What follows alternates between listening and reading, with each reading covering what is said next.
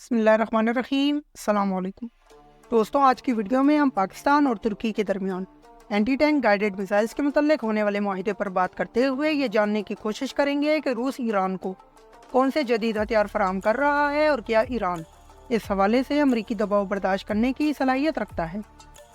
لیکن مزید آگے بڑھنے سے پہلے آپ دوستوں سے گزارش ہے کہ ہمارا یوٹیوب چینل سبسکرائب کریں اور اس ویڈیو کو اپنے دوستوں اور رشتہ داروں کے ساتھ شیئر کرتے ہوئے کمنٹ سیکشن میں ہمارے کانٹینٹ یا ٹاپک کے متعلق اپنی قیمتی رائے سے ہمیں ضرور آگاہ کریں۔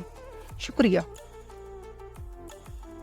دوستوں، حالیہ دنوں میں منظر عام پر آنے والی رپورٹس کے مطابق پاکستان عنقریب ترکش کمپنی راکٹسان کے بنائے ہوئے مختلف اینٹی ٹینک گائیڈڈ میزائلز خریدنے کا خواہش مند ہے اور انہیں بعد میں ٹرانسفر آف ٹیکنالوجی کے تحت پاکستان میں ہی بنانا چاہتا ہے۔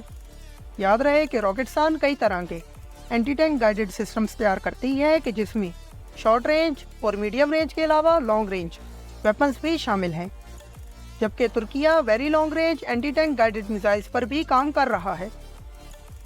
دوستوں، ترکش کمپنی راکٹسان کے تیار کردہ یہ میزائل سسٹمز نہ صرف مین پورٹیبل ہیں بلکہ آرمرڈ وہیکلز کے علاوہ انمینڈ ایریل کمبیٹ وہیکلز یعنی ڈرونز اور ہیلی کاپٹر سے بھی فائر کیے جا سکتے ہیں۔ ترکیہ مین پورٹیبل شارٹ رینج کیٹیگری میں کیراوگ اینٹی ٹینک گائیڈڈ میزائل بناتا ہے جو کہ 16 کلو گرام وزنی ہونے کے باوجود 2.5 کلومیٹر کی رینج رکھتا ہے۔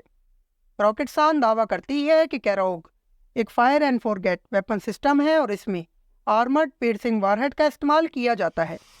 اس کے علاوہ میڈیم اینٹی ٹینک کیٹیگری میں ترکیہ ممتاز میزائل بناتا ہے کہ جسے راکٹسان کی جانب سے کچھ عرصے پہلے متعارف کروایا گیا تھا۔ اس میں انفراریڈ سیکرز کا استعمال کیا جاتا ہے اور یہ 35 کلو گرام وزنی ہونے کے باوجود 4 کلومیٹر تک اپنے اہداف کو نشانہ بنا سکتا ہے۔ دوستوں، ممتاز کی خاص بات یہ ہے کہ اس کو ترکیہ کی جانب سے مختلف آرمرڈ وہیکلز کے ساتھ انٹیگریٹ کیا جا چکا ہے۔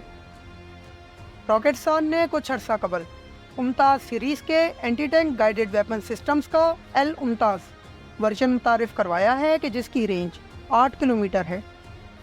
دوستوں، ایل ممتاز کو دیگر پلیٹ فارمز کے علاوہ ہیلی کاپٹر سے بھی فائر کیا جا سکتا ہے۔ اس کے علاوہ ترکیہ نے حالیہ دنوں میں ایل ممتاز کے اپ گریڈڈ ویریئنٹ ایل ممتاز جی ایم کا کامیاب تجربہ کیا ہے جو کہ 16 کلومیٹر کی رینج رکھتا ہے۔ سامنے آنے والی لیٹسٹ رپورٹس کے مطابق ترکیہ اس وقت ایل ممتاز بلاک 2 پر کام کر رہا ہے، لیکن اس کی رینج اور اسپیسیفیکیشنز کے متعلق حتمی ڈیٹا دستیاب نہیں ہے۔ دوستوں، جیسا کہ آپ جانتے ہیں کہ پاکستان اور ترکیہ دفاعی تعلقات کے اعتبار سے تاریخ کی بلند سطح پر ہے اور اس کی بڑی مثال ترکش 5th جنریشن کان پروگرام میں پاکستان کی باقاعدہ شمولیت ہے۔ پاکستان پہلے ہی ترکش ڈرونز کا بڑا خریدار ہے اور یقیناً راکٹسان کے بنائے ہوئے anti tank guided missile systems کو ان ڈرونز کی مدد سے استعمال کیا جا سکتا ہے۔ اگرچہ ابھی تک پاکستانی آرمڈ فورسز یا پھر ترکش کمپنی کی جانب سے اینٹی ٹینک گائیڈڈ سسٹم کی پاکستان کو فروخت کے متعلق کوئی تصدیق نہیں کی گئی، لیکن اگر ہم عالمی حالات کو دیکھیں تو پاکستان کا ترکیہ سے بڑے پیمانے پر ہتھیار حاصل کرنا کوئی حیرانی کی بات نہیں ہے۔ کیا پاکستان کو ترکیہ سے اینٹی ٹینک گائیڈڈ میزائلز خریدنے چاہیے، اور اگر نہیں تو پھر اس وقت پاکستان کے پاس کون سے آپشنز اویلیبل ہیں؟ دوستو، اس معاملے کے متعلق آپ ہمیں اپنی قیمتی رائے سے کمنٹ سیکشن میں ضرور آگاہ کریں۔ اب بات کرتے ہیں ایران کی، تو ایرانین ڈیپٹی ڈیفنس منسٹر نے یہ بات کنفرم کی ہے کہ وہ روس سے سو-35 اور Mi-28 حاصل کر رہے ہیں۔ یاد رہے کہ اسی سال ہم نے آپ دوستوں کو اپنی ایک ویڈیو کے ذریعے آگاہ کیا تھا کہ روس نے ایران کا بنایا ہوا یاک 130 لائٹ اٹیک ٹرینر اپنی ایئر فورس میں شامل کیا ہے، اور اس ویڈیو میں ہم نے آپ دوستوں کو یہ سمجھانے کی کوشش کی تھی کہ اب یاک 130 کے بعد ایرانی ایئر فورس کا اگلا متوقع فائٹر جیٹ سو-35 ہوگا۔ مزید آگے بڑھنے سے پہلے اگر ہم سکوئی سو-35 کی خصوصیات پر بات کریں تو یہ بیسیکلی سو-27 کا اپ گریڈڈ ورژن ہے کہ جسے ملٹی رول فائٹر جیٹ کی طرز پر تیار کیا گیا ہے۔ سو-35 کو ہائیلی مینووربل بنانے کے لیے اس میں کینارڈ ونگز کا اضافہ کیا گیا ہے اور اس کے انجنز کو تھرسٹ ویکٹرنگ نوزل سے لیس کیا گیا ہے۔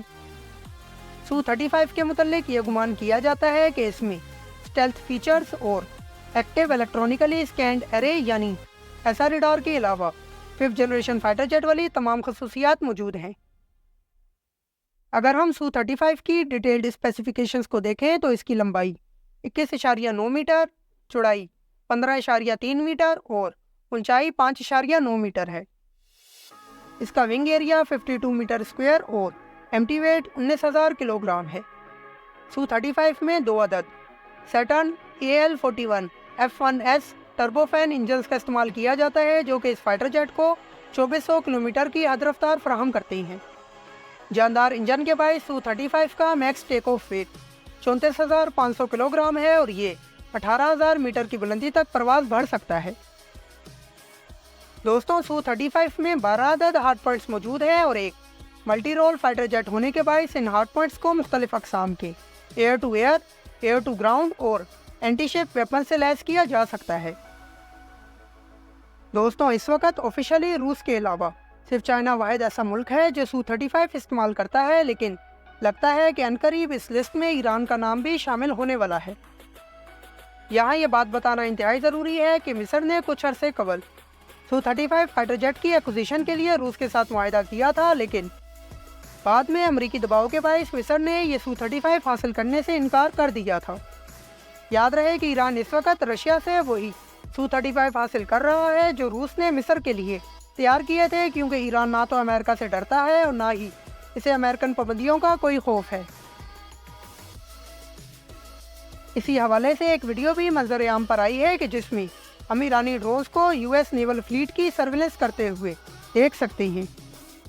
यह वीडियो एक जानिब खित्ते में ईरान की बढ़ती हुई ताकत का मुंह बोलता सबूत है, तो वहीं दूसरी जानिब अमेरिका को साफ पैगाम है कि ईरान हर किस्म के अमेरिकी दबाव को बर्दाश्त कर सकता है।